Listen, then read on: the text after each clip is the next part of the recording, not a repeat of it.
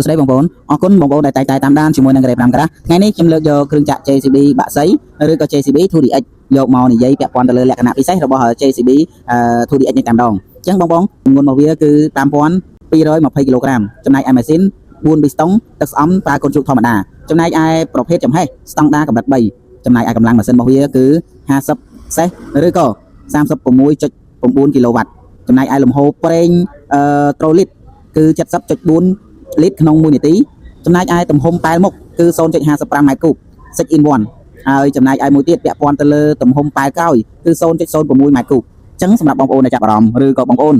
ចង់ដឹងព័ត៌មានលម្អិតឬបងប្អូនចង់មកមើលដល់តេស្តសមត្ថភាពផ្ទាល់អាចអញ្ជើញមកដល់ showroom បានឬក៏តាក់ទងតាមរយៈលេខទូរស័ព្ទរបស់ Grade 5 Garage ថ្ងៃនេះ Grade 5 Garage មានកិត្តិយសចង់បង្ហាញជូនលក្ខណៈពិសេសដែលខ្ញុំបានរៀបរាប់ខាងមុខនេះគឺជាលក្ខណៈពិសេសរបស់ JCB 2DX អញ្ចឹងបងប្អូនពាក់ព័ន្ធទៅលើមួយទៀតបងប្អូនខុសគ្នាជាមួយនឹង JCB 3CX ដោយសារតែខុសទី1ពាក់ព័ន្ធទៅលើម៉ាស៊ីនត្រជាក់អញ្ចឹងខុសគ្នាតែប៉ុណ្្នឹងទេប៉ុន្តែតម្លៃបងប្អូនតម្លៃ JCB 2DX ខុសតម្លៃជាមួយនឹង JCB 3CX ឆ្ងាយមែនតើបងប្អូនណាដូចចង់ 50% ឯណោះអញ្ចឹងសម្រាប់បងប្អូនដែលចាប់អារម្មណ៍ឬបងប្អូនដែលមានតម្រូវការប្រើប្រាស់ផ្ទាល់ទៅលើអាជីវកម្មអាចទំនាក់ទំនងបាន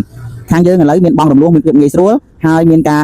វាយដូក៏វាយដូអញ្ចឹងសម្រាប់បងប្អូនដែលមានគ្រឿងចាក់ចាស់ៗវាយដូអាចអញ្ជើញមកណាអញ្ចឹងអរគុណច្រើនជួបគ្នានៅវីដេអូក្រោយខ្ញុំមានតែវីដេអូខ្លីប៉ុណ្ណេះទេហើយសង្ឃឹមថាបងប្អូននឹងទស្សនាវីដេអូនេះហើយពីដើមរហូតដល់ចប់កុំភ្លេចជួយ share ម្នាក់មួយណាជួយ share ម្នាក់មួយអរគុណ